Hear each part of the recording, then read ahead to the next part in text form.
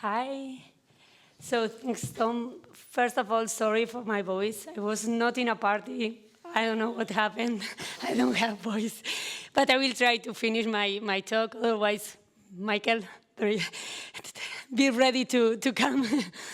So, so in this talk today, I will be talking about one of the new approaches that we have started implementing at the Center for Evolutionary Hologenomics to explore the evolutionary host microbiota interactions across vertebrates.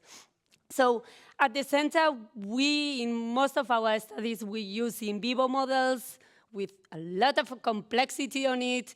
And the idea of this talk today will be just to reduce this complexity. I know that it's important, the complexity, but we are trying to also get some information and try to make the models a bit more simple to really try to understand what's going on.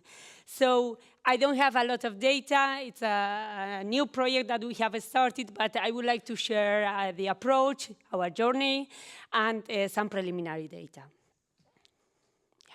So I don't need to say that microbes influence, participate, even drive some of the host biological processes.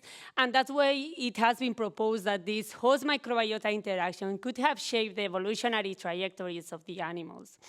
So we have many studies like Son's, Levin's work that shows some correlative patterns between the microbes and the host.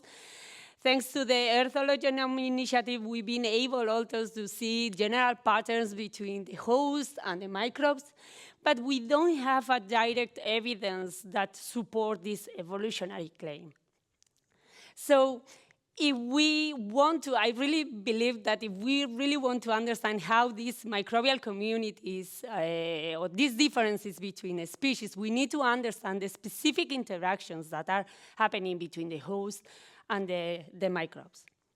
So we know that the microbes arrive to the intestine of the animals, and when they arrive, these microbes have different structural components in the cell wall, depending gram-positive, gram-negative, and then also they produce different metabolites. So these components are perceived by the receptors that we have in the host cells, and once they are perceived, they will give a response. And depending on this response can also modify the microbial community we have in the intestine. So depending on this interaction, a microbial community will be established in the intestine. So if we see that different species have different microbial community, we should expect that this interaction to be different in different species. The problem is that when we use these complex in vivo models, it's really difficult to really understand these specific interactions, and that's why we started implementing these in vitro models. They are in vitro microfluidic system, also known as organ on a chip or gut on a chip in our case, where we generate our mini intestine in these devices. This technology has been developed with the idea or the aim of increasing the success of clinical trials. So instead of going directly from animal experimentation to clinical trials, to first try in the host cells using these devices, and mainly in pharmacological studies to test the toxicity. And this is how it looks like from the inside. So the device is empty. There is 2 channels separated by a membrane, but then you generate your model inside. So in the top channel, you see your epithelial cells, in our case, on the bottom, the endothelial cells, and then you can control the input, the output, and the transport between the channels. And so the most important thing is that everything that you input in the system, it goes directly in contact with the apical side of the cell. So really mimics the lumen of the intestine. So we thought that this technology could be a possibility to really, given the resolution we were looking for to study these specific host microbiota interactions. So the second idea we had was to use this comparative approach. And if you have been working with animals, doing experiments, you will know that it's really difficult to use different species in the same place and do an experiment, control for all the confounding elements that we have in the system. So, but if we are able to generate this chip from different species, we might be able to analyze this interaction at the same time in the same place. So that's the idea we've been trying to develop. These are the chip here case connecting the chip to the pod. So it goes each chip in one pod. And then you can add the media, the metabolites, the bacteria you want to analyze in the chip. And as you can see, the chip goes in one pod, so they are independent to each other. You can control the treatment in each pod. And then you connect your chips to the culture model in the incubator. And now the magic starts. So you add, the machine adds flow and the mechanical force to the system. When we add these two features, the cells that we sit in a monolayer in the membrane, they start forming this belay formation. And so they really mimic, and there are cell differentiation, so they really mimic very well the intestine of the animals. Okay, so this is more or less the timeline. So it takes some time to generate this chip, but once you generate, they also last longer than any other in vitro models. So the first question we had, it was, is it this system giving us the resolution we were looking for to see the differences in the host response to different bacterial components? So as I mentioned before, everything, it's, I don't know if I mentioned, but it's used with human cells. So it's optimized, the device and the protocols are optimized to work with human cells. So we started using CACO2 cell lines, and we see them on the top, and Emacs on the bottom, and we generate our chips. And then Urbish provided us two bacteria, one gram-positive, one gram-negative, and one more commercial one, but the other one, the virulent pathogen.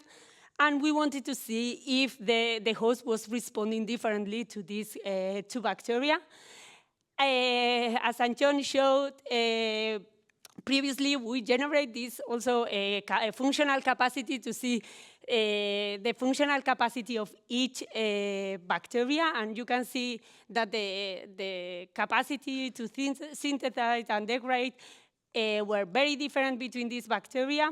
And as you can see here also, some cellular components were also different. So Pseudomonas, it's gram-negative, so there are lipopolysaccharides and also flagellum in the structural components.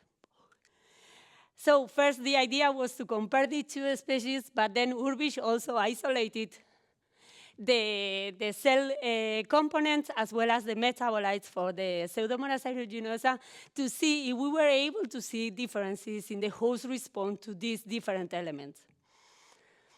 This is the experimental setup. Case and Michael generated this chip, treat them for 72 hours, and then we lyse the cells, we extract RNA and sequence. We saw no changes when we add Enterococcus, but we saw changes compared to the controls when we add Pseudomonas. And then we compared the two groups of elements, the cell components and the metabolites. So there were some genes that were regulated in both. This is one of the genes that is activated or regulated by bacteria. It's one of the first steps for bacterial pathogenesis. Then we saw the C3 gene, which it's activated or regulated by the lipopolysaccharide. So it makes sense. In the cell components, we were observing that. And then we saw that in general, metabolites were kind of regulated more genes than the rest of the cell components, and some of them were clearly genes that were related with the mucus production or also with the bacterial recognition. So we thought that this technology was giving the resolution we needed to see the differences in response. So then the idea was not to do it in one species, but have this comparative approach. So can we generate this model from different species? So few years ago, they developed protocols to generate this chip instead of using cell lines from organoids. So, and the main idea is you don't use commercially available cells, but you collect the tissue that you are interested. So in our case, we can collect the tissue of an individual, grow the cells in the lab, and then see it in the chip. In that way, you have your chip, but you have more personalized or individualized.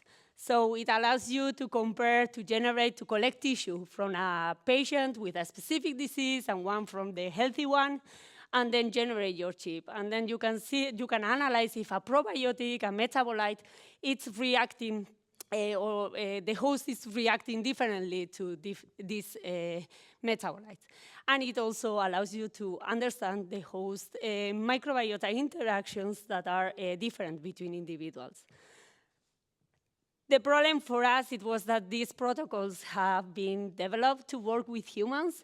So there was one lab working with, that they were able to develop this chip from mice samples. So we thought if it's possible to do it with mice and humans, why not with the rest of the species? And that's the idea we've been trying to do. So it's collect the tissue from different species, grow these cells, see them in the chip. If we are able to do that, it could open a new way that we could analyze this host microbiota interaction and correlate them with the different transitions in the animal evolution.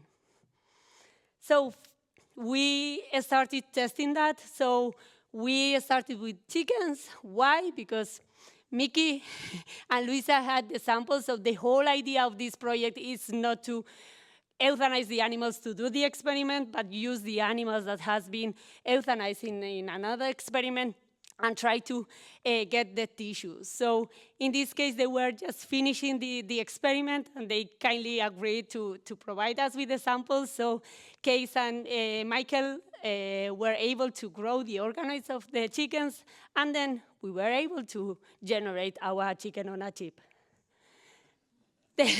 The problem was that we used these human protocols, and we thought that we will be able to see it or generate 3, 4 chips. It was just one, and we were lucky and happy with that, but it was like a lot of organoids that we needed to do that. So we changed the strategy, and we decided to first start creating this stock of organoids that it's not available there. So we've been collecting tissue from different species, different sections of the intestine, and then growing these organoids from different species and different sections. And Michael and Case have been doing really hard work just to optimize, just to grow these organoids, because they didn't have any reference to start. And the idea after summer, and I don't have more results about that, but after summer, the idea will be to have this stock of at least 5, 6 species, if we are lucky, and then see them in the chip, and then try and see if different species respond differently to this bacteria. So if we are able to really generate these models and really test and see if this comparative approach can be used in this species, it will open a new way that we can start understanding this host microbiota interaction at micro scale. So, of course, this technology is in its infancy, so there are many limitations, especially if you want to work with cells that are not coming from humans. So you need a lot of expertise to grow these cells, to optimize the protocols, to grow the organoids and the chips. And it's not possible yet, I would say, to create complex microbial communities in the chip, but people are working on that, and neither it's possible to create immune system. But also people are working on including some immune elements in the chip. And finally, it's expensive. So, but I think that in the following few years, many labs are working on this, and I think that there will be a huge change. Many of the limitations I'm mentioning here will be overcome, and this could really, and also with this limitation that we will have with animal experimentation that we already have seen, I think that it will be really a nice approach to start understanding this interaction at another level, and then complement these studies, create some hypotheses, some ideas that could be tested in the in vivo animals model. So I would like to thank to all the people that have been involved. Sorry for my voice, all the funding, and if you want to see more, I think that you have time to check these two posters about chip and organoids. And I would like to thank to Ella, Tom, and Christina for making this possible. Thank you. Thanks. We have time for questions, but it's up to you with your voice. You want to take a question? If there is any. Okay, if they're not long answer questions, Ostaizka will have to take them. You can do. It's fine. No? Yeah, Kevin? Amazing technology. I'm chomping at the bit waiting for this to be developed. So very cool work, and props for working through what is going to be, already is a lot of work and will continue to be. I guess I'm curious about some of the logistics of fresh sampling. Like for the idea of comparative work, you need fresh samples immediately from euthanized animals. I'm thinking about field collections or just different logistics there, if you could talk a little bit. Yeah, I think that in this case, we have started just not selecting the species and going to the field with people that were collecting the tissue. So it's been like people that were close to us. The Zoo of Copenhagen helped us a lot because they can call us and there was an emergency, and so we can go and collect the tissue. It's a limitation. So our idea, so I hope it's our idea, but also I hope that at some point we will be able to also collect, as we do with the molecular data, to have a stock of all these organoids, and we just all together somehow we start building this, and it will be easier for us to kind of do these kind of experiments in vitro, just sharing these samples. But the idea will be always to use at least not always the fresh samples. So have this stock there so we can grow them and start doing from there instead of from the tissue. Yeah. Do the organoids grow indefinitely, or is there a taper off point where they don't do as well? We don't know yet. you never, but we have tried freezing them and then again and they work again. So it's possible to have this stock. We haven't tried for a long, but we've been 13 passages that have been there. So, I mean, they are there. So, yeah. Thanks. Can I ask a question? Yeah. Thank you so much, Ostaizka, for your talk. It's completely amazing, this gut-on-a-chip system. I was thinking, do we know enough about chicken anatomy and their peristalsis? Do we need to adapt the chip to the movements, to the amount of volume of media that gets pushed through, and all these things? Because I think this is made for humans, and humans have like a very large intestine compared to a chicken. So I was thinking, do we need to do anything about these things? Yeah, depending on this is for the gut. So in humans, there are also different chips that you can use if you want to generate your brain on a chip or your liver on a chip. Yeah. So I guess that probably in the future, it will be really nice to optimize this chip according to the anatomy of the animals and the needs of the experiment. In this case, it's a very short thing, so you just kind of having a small section of it. But yeah, of course, it will be really nice to do that. Super. Well, thank you. Thanks again, Ostaizka.